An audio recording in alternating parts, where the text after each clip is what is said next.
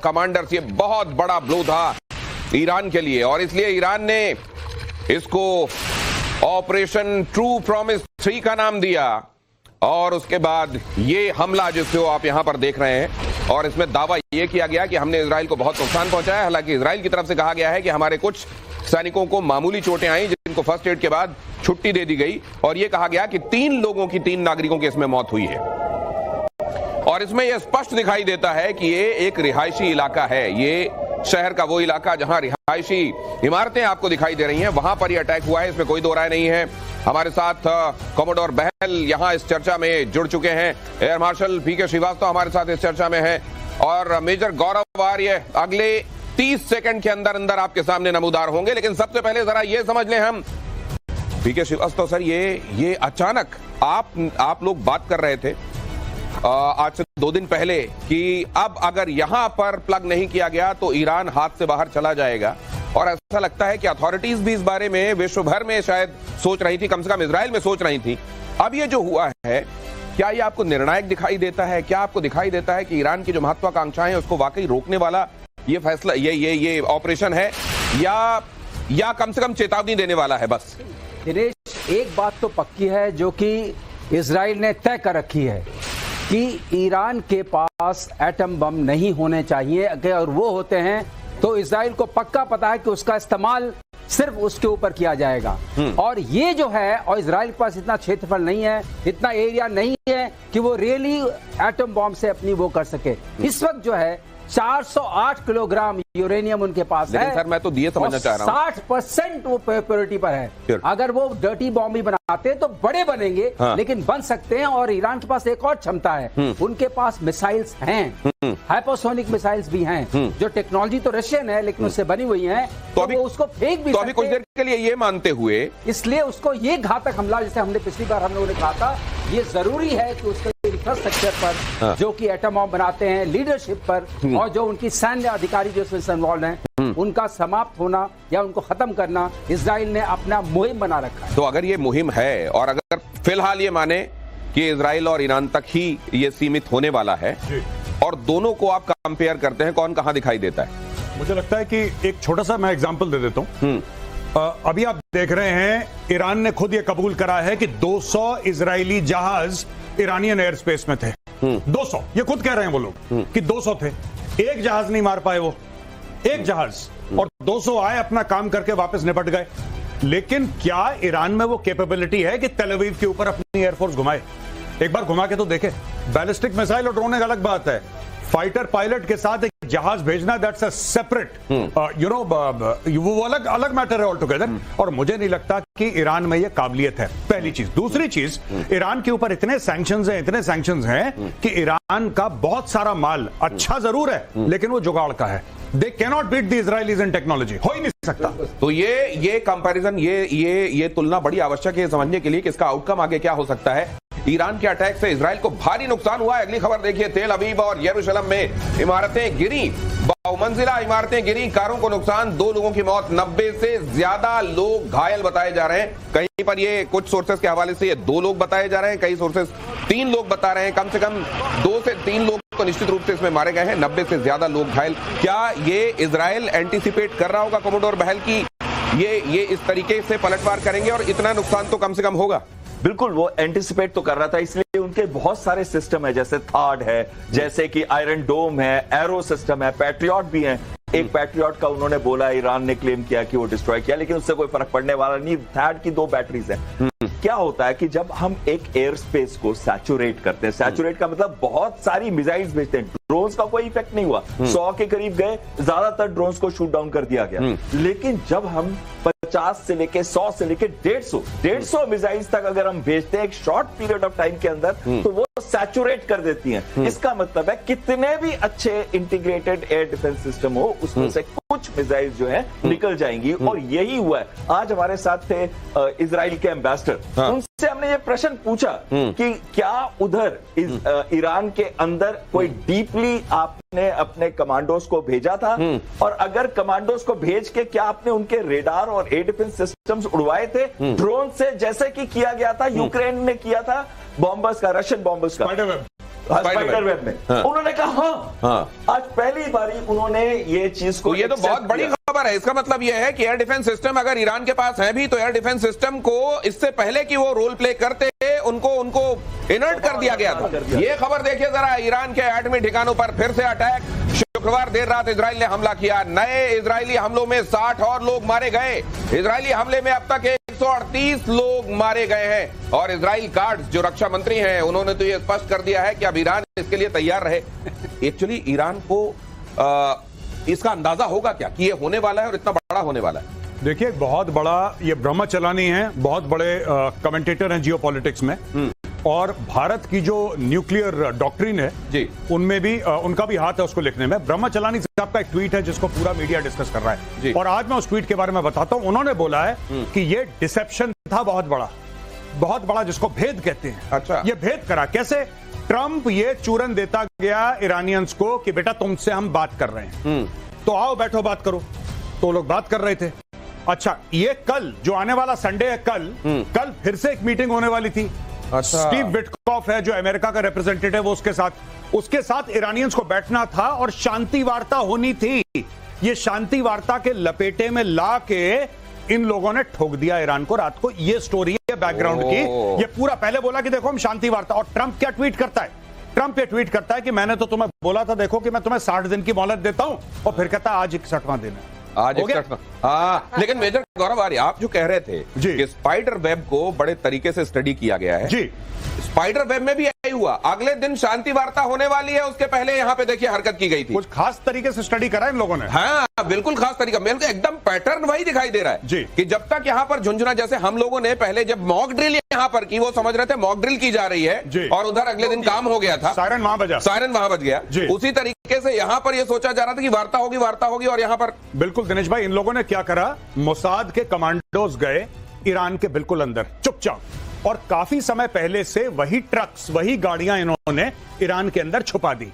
अब हुआ ये कि जहां पे उनके एयर डिफेंस सिस्टम्स थे, जहां पे उनके रडार थे, जैसा सर ने बताया अभी, वहां पे थे, उन्होंने अपने जो वेपन्स थे साइट करे, और जैसे ही उनको पता लगा कि Israeli planes are entering Iranian air space, Tel Aviv से किसी ने बटन दबाया, ईरान के अंदर हथियार चला, वहां पे रडार गायब, वहां पे इनकी ये जो मिसाइल्स थी सर्फेस टू एयर गायब। ये जब हो गया, ये मोसाद का ऑपरेशन था ऑल एंड ऑल। जब मोसाद ने ये ऑपरेशन करा, तब जाके इनको पता लगा कि भाई इनके तो 200 जहाज हमारे तेहरान के ऊपर घूम के बम मार के चले गए, हम कुछ कर ही नहीं पाए इन लोगों का। कैसे करते? जिनको करना था वो खत्म हो चुके थे। ये होता है पैर के नीचे से कालीन खींच लेना। ईरान के सुप्रीम लीडर आयतुल्लाह खमेनेई की धमकी, इजराइल को करारा जवाब दिया जाएगा। देखिए खबर, इजराइल कभी युद्ध से नहीं निकल पाएगा। अरे अगर इजराइल युद्ध से नहीं निकल पाएगा तो आप निकल जाएंगे क्या? बहरहाल खमेनेई कह रहे हैं कि इजराइल कभी युद्ध से नहीं निकल पाएगा, तेल अवीव को बर्बाद कर देगा तेहरान। अब इसके अलावा चारा क्या है ये कहने के अलावा? देखिए, मुझे तो लगता है कि with all due respect, he is a senior citizen, पर ये खमेनेई साहब मुझे लगता है he is a spokes person of Iran, he is not the, ये सुप्रीम लीडर कोई नहीं है। मुझे एक बात समझ में नहीं आती है, हर समय ऐसे बयान देते हैं, खून की नदियां बहेंगी, बारूद के ढेर में चिंगारी लग जाएगी, ये हो जाएगा फलान, और कर कुछ नहीं पाते। इन्होंने 150 बंदे मार दिए, इन्होंने 2 मारे। इजराइल का जो असली ताकत है उसका ह्यूमन रिसोर्स है। आपने बिल्डिंगें 10 बना ली, उसके पास अरबों डॉलर बने, दोबारा 10 बिल्डिंग खड़ी कर लेंगे। उनको थोड़ा ना दिक्कत है, दिक्कत तो आप लोगों को है, पहली चीज। दूसरी चीज, आपको पता है अमेरिकन डिस्ट्रॉयर्स ने इजराइल की मदद करी है। उनके जो ईरान के ड्रोन्स हैं, उनकी बैलिस्टिक मिसाइल्स उनको मार गिराया है। आपको पता है जॉर्डेनियन टाइम्स एक अखबार है, उसकी रिपोर्ट आई है कि जॉर्डन ने भी और यही 2024 में भी करा था, सऊदी अरब ने मारे हैं भाई ईरान के ड्रोन्स, ईरान की बैलिस्टिक मिसाइल जॉर्डन ने मारे हैं। तो फिर ये ईरान और इजराइल का तो मामला रह नहीं गया, बाकी सबकी इन्वॉल्वमेंट है। बाकी तो इन्वॉल्वमेंट है ही। तो फिर अगर ये बाकी इन्वॉल्वमेंट है तो क्या इसे वर्ल्ड वॉर की तरफ जाने वाला सिनेरियो भी समझा जाए क्या? फिर ये असल में blowing out of the proportion हो जाएगा सिचुएशन का। इजराइल से संघर्ष के बीच ईरान ने दिखाए वेपन, ईरान ने अपने अंडरग्राउंड हथियार दिखाए, घातक मिसाइल और ड्रोन की नुमाइश की। इजराइल ने अमेरिका से मांगे बंकर बस्टर बम। ये मुझे लगता है दिखाने की जरूरत तब आपको पड़ती है जब असल में आपके पास करने वाली स्थिति उतनी होती नहीं है। पीके श्रीवास्तव सर। ये यहां पर यही दिखाई दे रहा है। हम इस सिचुएशन से इजराइल को निकलने नहीं देंगे वॉर से, और ये कि बाकी सब की इन्वॉल्वमेंट है। सिनेरियो क्या है? ये इस तरह की आपने सारी चीजें देखी थी ऑप सिंदूर में भी, कि हम बम मार देंगे, हमने ऐसे नहीं रखा है, हम छोड़ेंगे नहीं, हमारे पास भरे पड़े हैं, कहां है पता नहीं चलेंगे। मतलब कई बम मुंह से गिराए जाते हैं। ये वही वाला फेज चल रहा है, डराने और धमकाने का। जब कोई इस तरह से बोल रहा है, इसका मतलब उसके पास असली माल नहीं है। जब असली माल होगा, ये सब नहीं होगा, तब दिखाएंगे असली माल। तो अब ये एक चीज और बता दूं, अभी एक हमारे ग्रुप कैप्टन साहब हैं जो आजकल एयरलाइंस के लिए चलाते हैं जहाज, वो कह रहे थे मैं 40,000 फीट 36,000 फीट पर जा रहा था, और मैंने देखा कि जो ये F-35 हैं वो ऐसे घूम रहे हैं ईरान के ऊपर, जैसे लगता है कि वो चहलकदमी कर रहे हैं। कोई किसी से डर नहीं है। जैसे गौरव ने बताया कि सारा एयर डिफेंस तो नीचे ही खत्म कर दिया। सुलेमानी को जब पटक के वैसे मार दिया था, तो ये क्या है? आप देखिए, पहले ये लीडरशिप को खत्म करते हैं, फिर जो सेना की लीडरशिप उसको खत्म करते हैं, और तब आते हैं इक्विपमेंट के ऊपर। तो अगली खबर देख लीजिए। इसी बात पर इजराइल के विदेश मंत्री का बहुत बड़ा दावा, अगर नहीं रोके हमले तो जल जाएगा तेहरान। ईरान ने रेड लाइन क्रॉस कर दी है, ईरान को भारी कीमत चुकानी पड़ेगी। इजराइल के रक्षा मंत्री ने कहा ईरान को अब कीमत बड़ी चुकानी पड़ेगी। ये बंकर बस्टर बॉम्ब जो लिए जा रहे हैं या मांगे जा रहे हैं अमेरिका से, एक तो मैं ये समझना चाह रहा हूं कि दूसरे देशों की जो इन्वॉल्वमेंट है वो क्या बता रही है। सिनेरियो ग्रेव हो सकता है क्या आगे? और बंकर बस्टर बॉम्ब क्यों? ये देखिए, जो फॉर्डो है न्यूक्लियर साइट, वो ऐसे माउंटेन के अंदर अबाउट काफी नीचे, कई सैकड़ों मीटर नीचे है। जैसे इधर किराना के बारे में बात, जैसे किराना की बात हो रही थी। लेकिन उसके लिए जैसे इन्होंने अफगानिस्तान में बॉम्ब यूज किए थे, तो उसको तो मदर ऑफ ऑल बॉम्ब्स कहते थे। लेकिन ये वाला जो बॉम्ब चाहते हैं, GBU 57, जो कि नियरली 12 से 13 हजार केजी का, या फिर 30,000 पाउंड कह सकते हैं, वो वाले बॉम्ब चाहिए इनको, ताकि वो पेनिट्रेट करे और डिले हो उसके अंदर, और फिर एक्सप्लोड करे। मास पेनिट्रेशन बाय डिले, और फिर एक्सप्लोड करे। तो ये समझ लीजिए कि जैसे ड्रिल, आपके अब देखा होगा ना घरों में जो ड्रिल मशीन होती है, तो पहले जाए ड्रिल करे, अंदर चला जाए बॉम्ब पूरा एक्सप्लोसिव लेकर, और वहां जाकर फटे और फिर कुछ भी नहीं बचेगा। और इसमें बड़ी महत्वपूर्ण चीज ये आ जाती है कि जो सेंट्रीफ्यूजेस हैं वहां पे 50,000 से ऊपर, 14,000 के करीब सेंट्रीफ्यूजेस तो नातांज में है, और जो फॉर्डो में है वो सबसे एडवांस्ड सेंट्रीफ्यूज है। लेकिन अगर उधर हिट होता है तो हो सकता है कि बहुत बड़ा रेडिएशन लीक हो। तो ये बहुत बड़ा रेडिएशन भी लीक हो सकता है, क्योंकि वहां बहुत प्यूरिफाइड यूरेनियम भी इन्होंने भाइयों ने रखा हुआ है। ईरानी बॉर्डर पर पाकिस्तानी एयरफोर्स अलर्ट, मिसाइल हमला रोकने के लिए फाइटर जेट तैनात। पाकिस्तान को इजराइल के हमले का बहुत डर लग रहा है। इजराइल का अगला निशाना पाकिस्तान हो सकता है, ये हामिद मीर कह रहे हैं। ये सुन लीजिए जरा, और उसके बाद मैं आपका कमेंट लेता हूं प्लीज। जो वो टिटहरी याद आ रही है, जो ऐसी औंधी लेटी हुई थी कि भाई साहब आसमान गिरने वाला है और मेरे हाथों पे इसको टिकना है, ये हामिद मीर वही कर रहे हैं। ये सब पता नहीं क्या, मैं कहना नहीं चाहता टेलीविजन पे। मैं एक बात कहना, ये पाकिस्तानियों की आदत है, खासतौर से लाहौरियों की, इनकी एक आदत है अपने आप को ओवर एस्टिमेट करने की, कि अब हमारे पास इजराइल क्यों आएगा? तुम लोग जाते हो भीख मांगने, इजराइल थोड़ा ना आएगा तुम्हारे पास। इजराइल का क्या काम है कि तेहरान को ठोकना, न्यूक्लियर उसका जो प्रोग्राम है उसको नस्ते नाबूद करना, कहानी खत्म। ये अपने आप को बीच में इंपॉर्टेंस कुछ नहीं। रशिया यूक्रेन की वॉर, क्या ये हमारी तरफ लड़ाई आ सकती है रशिया यूक्रेन की? कुछ नहीं हो रहा वहां पे, दो यूरोपियन देशों में बहस हो रही है, इस पे पाकिस्तान का क्या फर्क पड़, क्या पाकिस्तान की डिप्लोमेसी, ये पता नहीं क्या आप मान लेते हैं। तू कौन में खामखा, हाँ, तू कौन में खामखा। इनकी आदत है पाकिस्तानियों की, खासतौर से जो लाहौरी हैं, मैं आपको बाय सिटी बता रहा हूं, लाहौरी, इनकी बहुत खराब आदत है हर चीज में अपने आप को, पाकिस्तान बड़ा अहम है, क्योंकि अगर इजराइल ने ईरान के ऊपर हमला कर दिया तो फिर अगला निशाना हम, ये किसने तो बताया हामिद मीर को कि अगला निशाना तुम हो? और अगर इजराइल आएगा भी तो क्या लेने आएगा पाकिस्तान में खुदरे मुल्क के पास? ये अपने आप को मुसलमानों का खलीफा समझते हैं, और अब भी समझते हैं कि हमारे पास है। तो ये समझ लीजिए कि कुछ नहीं है। आने वाले दिनों में आपको कोई बड़का मारता हुआ दिखाई दे, बड़ा बोलता हुआ, तो लगदा लाहौर दिया, आप समझ लीजिए। अगली खबर देखिए कि ईरान के एटमी प्रमुख मोहम्मद इस्लामी का दावा, नातांज फैसिलिटी पर हमले से कोई नुकसान नहीं हुआ है।